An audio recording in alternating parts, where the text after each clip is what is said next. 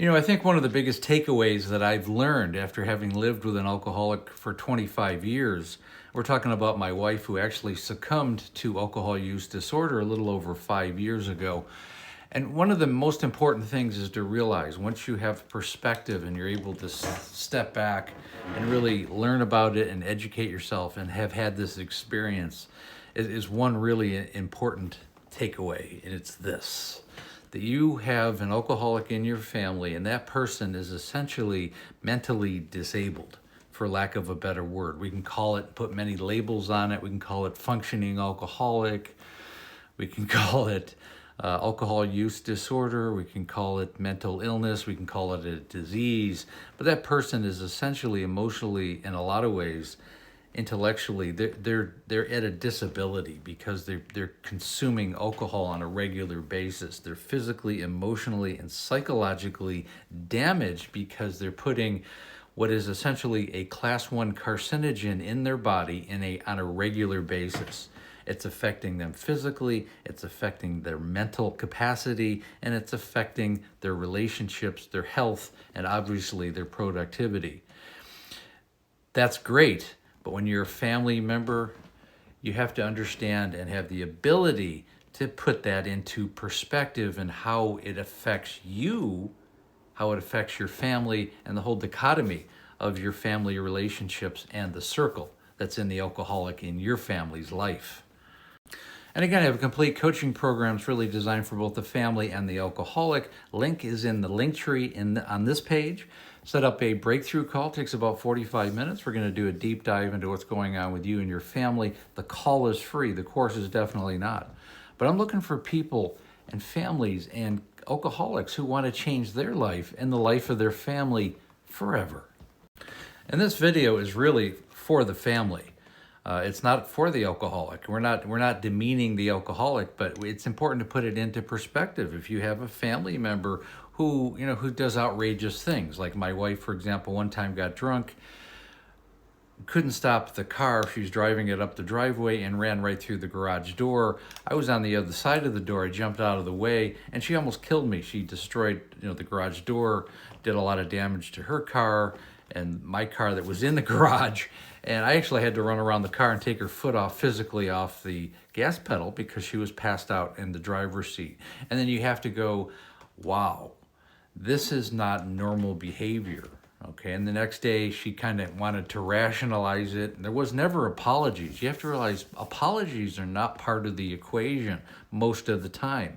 They might feel bad about it, but a large part of the times they don't even remember. And they don't really have a concept of how the ripple effect that occurs by doing something like this. They might partake in trying to clean up the mess, but they're never going to really accept complete culpability. And this is part of the disability, honestly. And until that person is ready to realize the destructive behavior that they're putting not only on themselves but on their family, you're not going to see a whole lot of change.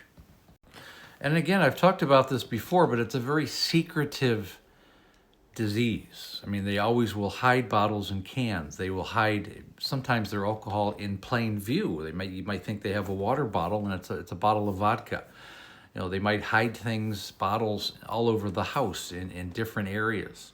They don't have the ability to regulate their alcohol intake. They go out to a social event or some kind of event where alcohol is around, and they drink until they pass out. They don't have the ability for self-regulation. These are all important red flags, and if you have any of these going on and so much more, just the general denial and deflection and I don't have a problem, everybody else has a problem, kind of gaslighting techniques, it's exhausting to be around as a family member. Recognize that. Recognize that you're the alcoholic in your family has a disability. That kind of perspective will help you deal with your own reactionary emotions and maybe lessen the stress on you and your culpability in that alcoholic's life, because it's not your responsibility. You are a spouse or a parent or a child of an alcoholic, and it's not your responsibility to make sure that person does what they're supposed to do. And you have to understand that. You can create boundaries, you can create hope for that person, try to put that person in the right direction, but you can't make somebody do something that they don't want to do. You can't want something more for someone than they want it for themselves. And you will have to come to the point where they're either going to get help and they're going to start working on themselves, or you can't be in that person's life. And really, the last thing I want to say, there are so many different scenarios. There are no two cases that are identical, but there are themes that run through alcoholism and alcoholics in the family. There are very similar things that happen. Now, the reason why someone has drank, why they've got to this point, could be as varied as the person. It could be anxiety, stress, PTSD, ADHD, repressed emotions, depression. There's a plethora of reasons why somebody goes down that road, and they're covering those emotions up, whether or not they want to admit that. That's the cause, but let's deal with where we are right now.